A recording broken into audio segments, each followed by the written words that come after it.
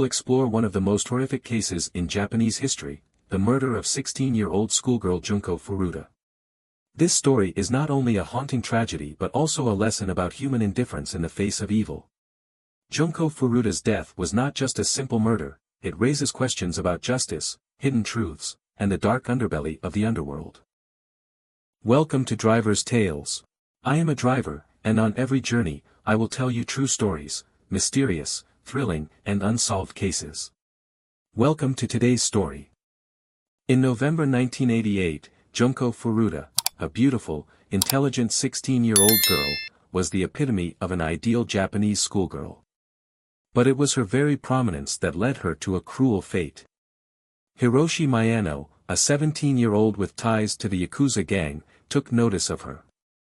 He wanted her to be his girlfriend, but when she rejected him, his pride was wounded. And for someone like Miyano, humiliation had to be repaid with violence. Miyano and his accomplices, including Minato Nobuharu, Wanatabe Yasushi, and Joe Kamisaku, orchestrated a kidnapping.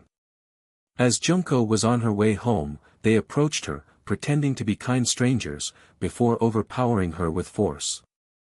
She was dragged to an abandoned house under the control of Minato's family, a place that would become a hell on earth for the next 44 days. The question arises, was this truly just a personal act of revenge, or was there a hidden force behind it? From the very first day, Junko was forced to perform in a charade in front of Minato's parents, who knew what was happening but dared not resist out of fear of the Yakuza. Day after day, Junko was subjected to unimaginable horrors. Raped over 400 times, not only by the 4 kidnappers but also by dozens of other young men they invited to join. Forced to eat cockroaches, drink urine, and starved to the point of exhaustion.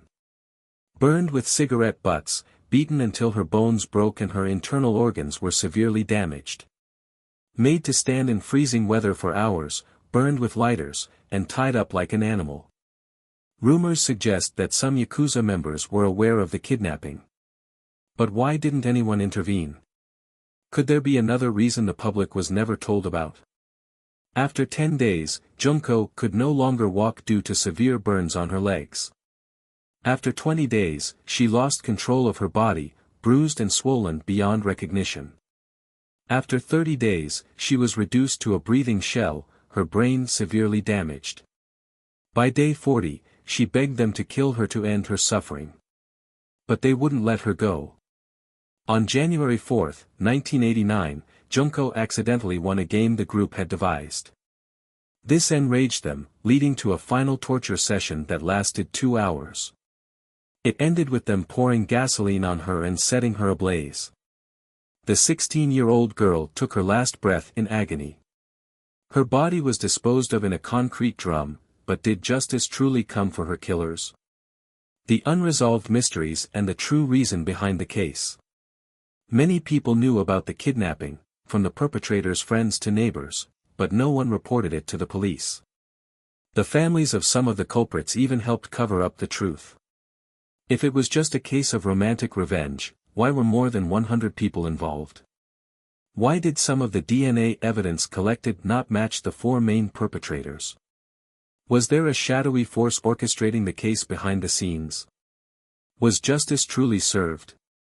The sentences for the killers ranged from just 3 to 20 years in prison, far too lenient for the atrocities they committed.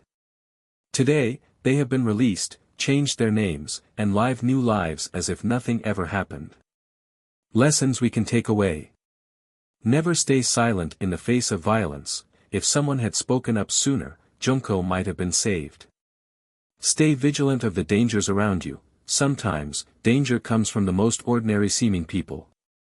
Justice doesn't always prevail, but we can help change that by spreading the truth. If this story sends shivers down your spine, please like, share, and subscribe to spread the message about justice. Leave your comments below.